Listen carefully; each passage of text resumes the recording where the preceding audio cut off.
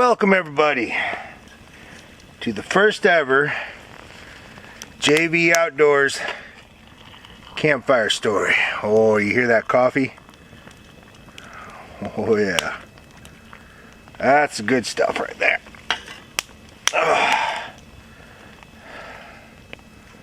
Oh yeah. So, why am I doing the first ever JV Outdoors campfire story? Well, truthfully, it was mostly out of surprise. Like, I was having a conversation with some friends of mine that are overseas. Obviously, my old lady Amanda, some of my friends from the Philippines, some of my friends from Japan, some friends from Korea, some friends from Russia. And they had never heard the story of Skinwalker Ranch. Now, I couldn't believe this. Plus, I was talking to some friends here in America. They'd never heard of Skinwalker Ranch. And one of my own co-workers who does camps, who used to do a bunch of camping and outdoors activities down in Utah, in the same area, she had never heard of Skinwalker Ranch, and she actually has a crazy story from that area. And maybe someday I'll bring her up for an interview to let her tell her story. Maybe I'll do an open panel if people find this interesting enough, and we'll give theories about what we think's going on there. But so let's talk about Skinwalker Ranch. Whew, that's hot coffee. Alright, so Skinwalker Ranch, it's also known as the Sherman Ranch. It is 512 acres. It's southeast of Ballard, Utah. Yeah, I think it's pronounced Ballard, Utah. It gets its name from the Navajo tribe. It is believed that back during the Civil War time, they and the Utes Indians were having a war, and the Utes were driving them off their land, and they were capturing the Navajo, and they were selling them into the New Mexico slave market. And so as they were driving the Navajo off the land, it's believed that the Navajo put a curse on the land. And they put a curse of the Skinwalker on the land. Now, what is a Skinwalker? Well, according to their traditions, a Skinwalker is technically a Navajo witch. They actually have a good version, which would be medicine man or medicine woman. And according to their lore, the medicine man or the medicine woman is the good magic. They're the ones you go to when you're ill, your family's ill, you need somebody healed, and they'd be the ones to heal you. And then the Skinwalker would be the one who uses evil magic and stuff like that. So pretty much what a Skinwalker does is it's able to take the form of animals. Normally something like a wolf or a coyote, but even like a possum or a raccoon, they're able to take the form of the animal because they're technically cursed. So that's a little bit of what a Skinwalker is. Now, the Utes believe that the Skinwalkers don't actually live on the land, but they live in a place called Dark Canyon. But so let's get to the history of the ranch. So the history, the first owner of the ranch bought the land in 1905, and it was the Myers family. When they first built the land, they had built a few buildings up in the northeast corner of the property, a few small buildings, but they later abandoned that and moved. They had moved to the eastern part of the property, and that's where they built their home. That was the main property where they lived and stuff like that. And by the 1930s, the people who lived on the property were Kenneth John Myers and his wife Edith Child Myers. They lived in the property till 1987, when they all of a sudden abandoned it. They just up and left. And so therefore, sorry, throwing a few more logs on fire here. Therefore, the land actually sat abandoned. So yeah, they abandoned it in 1987, and there's to be noted that the Myers never said they ever saw, they never reported any strange activities, they never reported anything, but they were the kind of people that kind of kept to themselves, so they didn't really talk to many people. But they didn't report anything. They didn't report anything strange, but their neighbors sure did. Their neighbors would report seeing flying objects and lights in the sky and stuff like that. And actually, they never reported anything weird going on the property, but their neighbors reported it. And actually, like in like the 1950s and stuff like that, there were reports coming in this place called the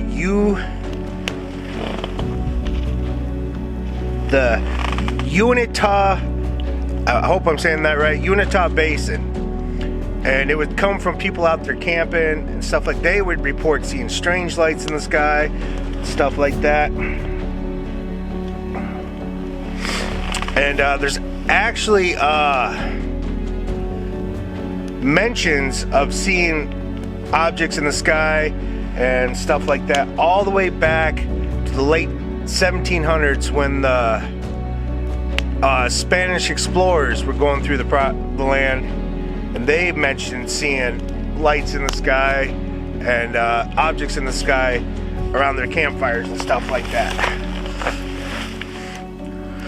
Alright, now after the Myers had abandoned the property in 1987, it stood empty till 1994. That is when Terry and Gwen Sherman, with their 2 kids, their cattle, their dogs, whatever, they all moved into the property. Now, when they first moved into their property, they found weird stuff. Like I said, the Myers never reported anything weird happening, but obviously the idea of something weird was going on there is pretty prevalent. Because when the Shermans moved in, they noticed the house was a little weird. The house had major locks and had like deadbolt locks on both the inside and outside of the doors. On the inside of the house, had huge deadbolts on the exterior doors and windows. They had 2 stakes driven in on each, 2 very large stakes driven in to the ground on each side of the house with very large chains on it, which would make you think that they had very large guard dogs. hooked to them. And so just, yeah, obviously that's a little strange right there. But the Shermans, I think they bought it for around $200,000, 512 acres for $200,000. Where was I? I'd buy that property right now for $200,000. 500 acres for $200,000. Yeah, I don't care if it's haunted or not, skinwalkers or not. I want that property. But now on the very first day that the Shermans move in, this is the first day. They're pulling the moving trucks up. They're unloading their furniture. They got their cattle there. You know, they're moving into the house. The very first day, as they're unloading the truck, Terry, the father, looks out into the pasture and he can see this wolf that's out there in the pasture. And it's walking towards him, but it's not walking towards him aggressively. It's actually taking its time. It's kind of just weaving out, sniffing the ground. It's not really paying that much attention to him. And like, you know, if you're an outdoors person, you live out in the country like I do, you're not going to worry too much about it. He's out there in the pasture, far away, he's coming towards you, but you know, he's keeping an eye on it. He told the family about it. He's like, hey, there's a wolf over here, keep an eye on it. The wolf keeps coming closer and closer, little by little, but again, it's showing no aggression whatsoever. It's like it doesn't even care that they're there.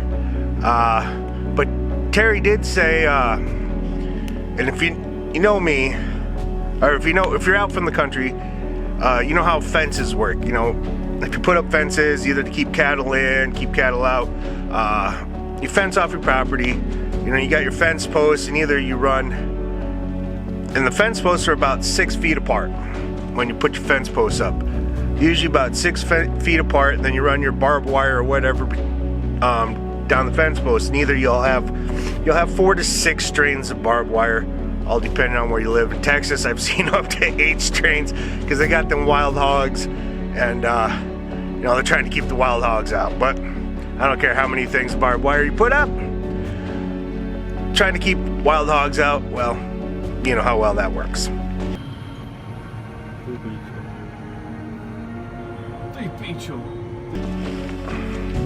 But so these fence posts are 6 feet across, and as the wolf's coming up, it gets to the fence line, to one of the fence lines, and Terry notices this wolf is at least 6 feet long.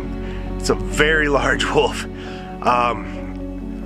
because you know, it's going, and it got in between the 2 fence posts, and yeah, he could tell it's at least 6 feet long.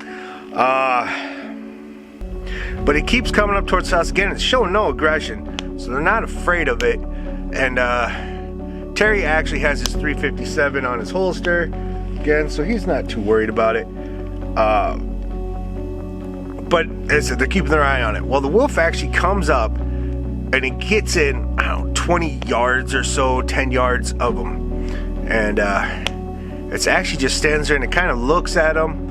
Now this part I can't say is true or not, but it says it actually walks kind of up to Terry's father, who was there helping him.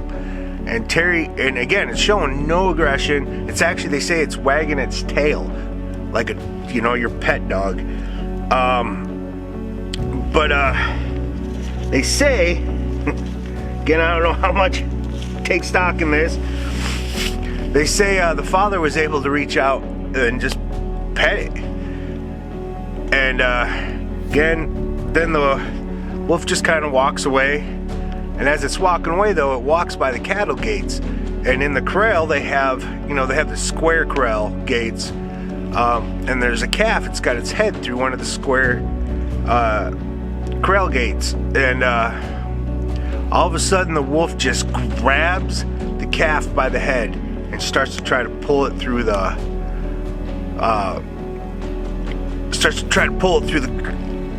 gate. And it's and the family's just shocked. I mean, it came out of nowhere. Just all of a sudden, he grabs the calf and it tries to pull it through the gate, and they're just standing there shocked. And finally, they snap out of it, and so they grab whatever they can grab. And they're trying to beat the wolf off it. They're just smacking it with whatever they can get their hands on, and they're whacking it. It will not let go. So the father finally pulls out his .357, unloads a few rounds into it, and the wolf still won't let go.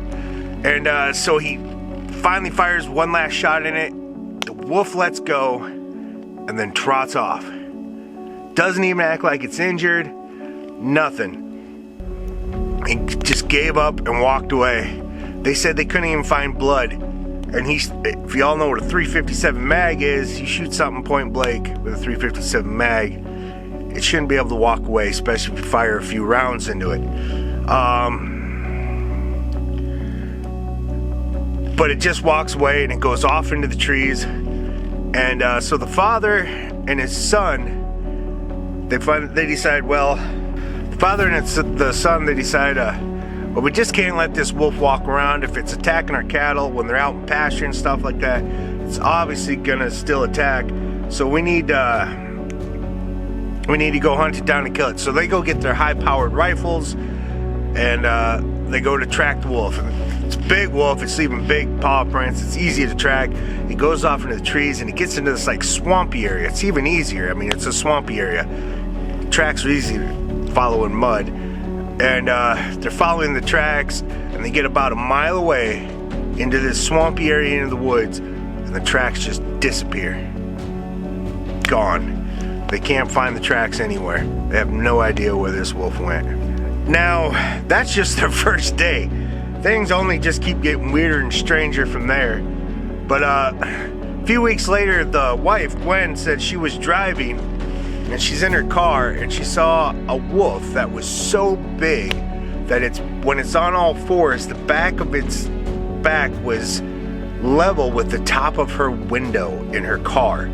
And she said she also saw another wolf-like, dog-like creature that was with this wolf, but she couldn't identify it. She had no idea what kind of animal it was. And this was just a couple weeks later. So now over the next 2 years, as the Shermans live here, they and their neighbors report seeing large beast-like creatures, plus strange animals, including like wild, colorful, exotic birds on their properties, and obviously not native to Utah. And Terry even said once they even saw this like very large, low to the ground, kind of muscular, probably weighing about 200 pounds, kind of looked like a hyena. They said it had short, like brown curly fur, and it was attacking one of their horses. And of course, so Terry went up to confront it. He said as he was walking up towards the animal just disappeared in right in front of him. No idea where he went. He said he was walking up to him, and the animal just disappeared. When he got up to the horse had all kinds of claw marks and everything on it, like it had been attacked by an animal. And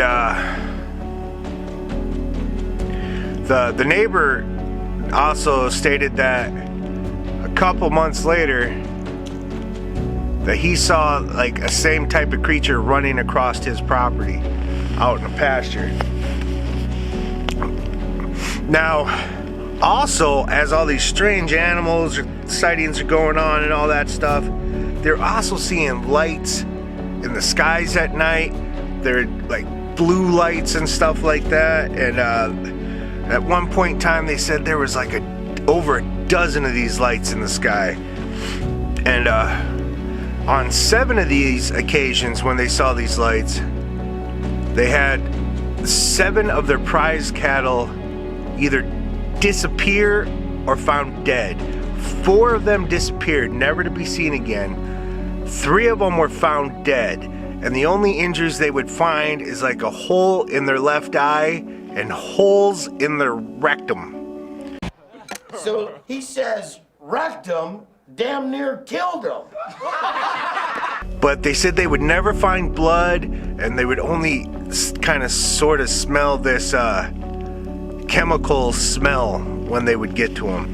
And other strange things would also happen while they were there. They said that sometimes at night it would look like their pastures just lit up.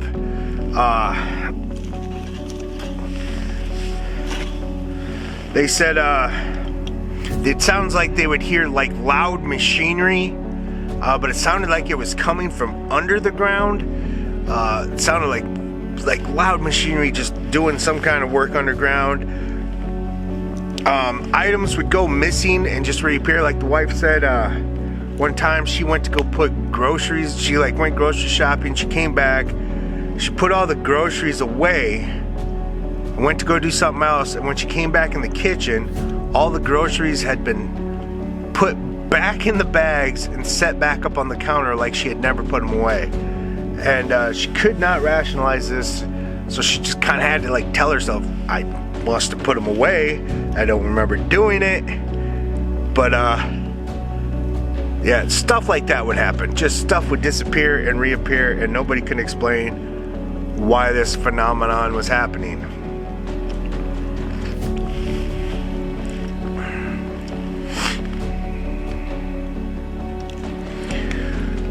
So what finally ended up happening was the last thing that pretty much made the Shermans decide, you know, this wasn't worth it and they were getting out of here, is one night Terry was sitting out on the front porch and he had his 3 dogs out there, and they saw a blue light floating up in the sky.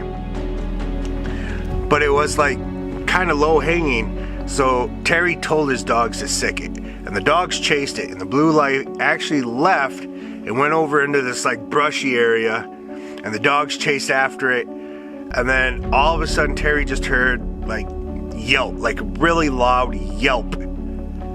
And so Terry called for his dogs to come back, but they never would come back. So the dogs never came back that night. The next day they went to go look for the dogs. They couldn't find the dogs. They did say they saw 3 like burnt patches in the ground in that brush area, but no signs of the dogs. And the dogs never were found. They were never seen again. So after 2 years of this, the Sherman finally had enough, and they started finally talking. They started telling their story to people, to anybody who would listen. And the first place that would actually publish anything was Salt Lake City, Utah Desert News. And then later it was also published in a series of stories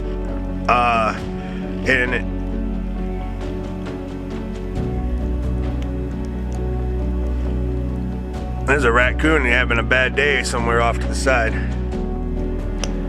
But later in the Las Vegas Mercury, it was reported there, and the article series was written by a guy named George Knapp. Now it ended up that George Knapp and this guy named Colm Keller would write a book called Hunt for the Skinwalker, and it was all about the Skinwalker Ranch type thing. So the news of all this going on reached this certain billionaire named Robert Bigelow. This Bigelow, not that Bigelow.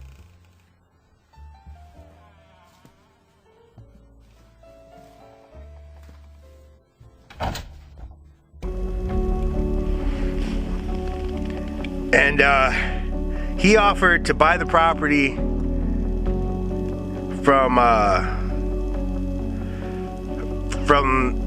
Sherman's, but part of the disclosure of buying the property was they could no longer talk about their experiences there. They had to keep a hush-hush. Now the reason why he wanted this is as soon as he acquired the property, he brought on this whole team of scientists and investigators,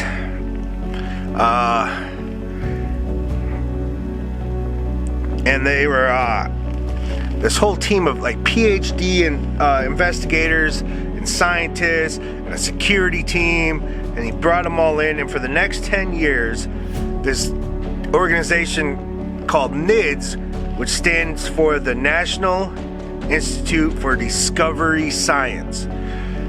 For the next 10 years, they monitored this place like crazy. They put up cameras everywhere. They put up, lookout towers and stuff like that. And and they monitor this place 24/7. They did this for the next till 2004, I think, when they were finally dispersed and replaced with a whole nother team, but more on that in a second. So for the next till they were dispersed, so they had these observation posts, and the team was led by Dr. Colm Keller, one of the writers of the book A Hunt for the Skinwalker.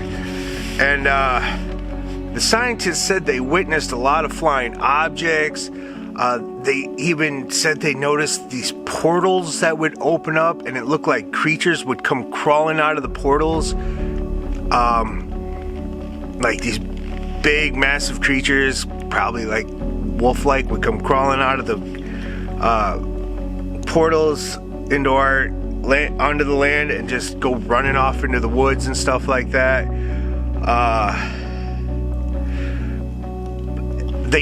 They were able to get a few pictures of the lights and stuff like that, but they were never able to get photos or video of the creatures and the portals and stuff like that, because for one, they would find the cameras busted and stuff like that,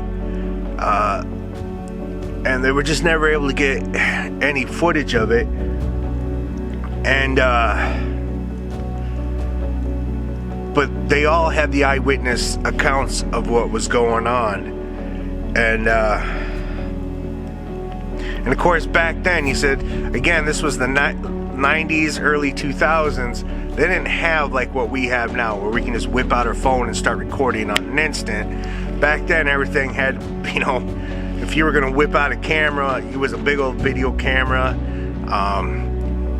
It was all kinds of work. And by the time you'd get something like that set up, whatever you were trying to record could be long gone. So Dr. Keller himself actually said at the end of this, he said that the observation created more questions than it ever answered, according to Dr. Keller. So after they were dispersed, so we're Skinwalker Ranch now pretty much.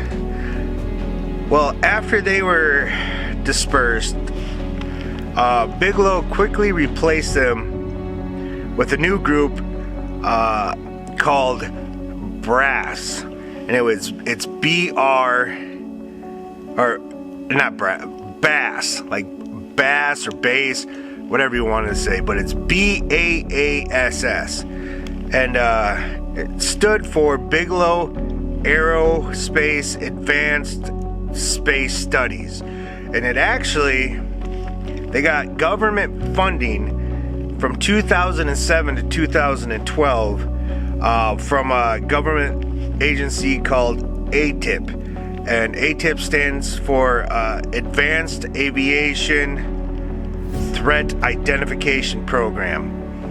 And you can thank Harry Reid for that, because him and Bigelow were best buddies, and so he's had a big influence in him getting that government funding. But in 2016, the ranch was actually sold for $4.5 million. What a turn on investment. Started at $200,000, ended up getting sold for $4.5 million.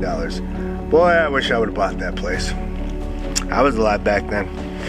But it was sold, and the new owners have this whole place on lockdown. They have it gated. You are not able to come visit. You can't come on the property. It's all on lockdown, and unless you're Post Malone. But so that is the story of Skinwalker Ranch, to the most part. There's a lot more stories to it. These are just kind of like the factual ones that I could there's a whole lot more in the book. If you go, I'll put a link in the description to the book where you can go buy it and read the book that they wrote, that the doctor and the reporter wrote. But so that's the story of Skinwalker Ranch. So my thought is, what do you think was going on there? It's a lot of information, from lights in the skies and objects in the skies to the big creatures, to portals open up, to sounding like machinery going on underground, to the Skinwalker curse itself, to objects disappearing and reappearing. I'd like to hear what you all think was happening down in the comments below, and we can have a discussion there. As I said, I might do a live chat another day where we can do an open panel and have people come up and discuss what they think was going on. I said maybe I can get my co-worker to come on and tell her story of the creepy thing that happened to her and her family while they were down there camping in Utah, in that area. So I hope you all enjoyed this. If you did, you know, hit that subscribe button, give me the thumbs up. And I said, leave me a comment. As I don't plan on making this like a regular thing on my channel, doing these campfire stories, but it is kind of cool.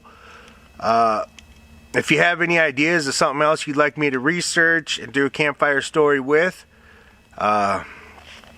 leave that in the comments below too. I'll look that up, and if something interests me,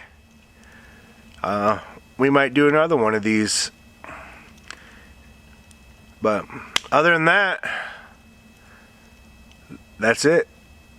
That is JV Outdoors Campfire Stories, Episode 1. And till next time,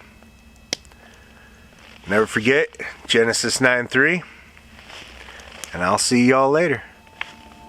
Peace.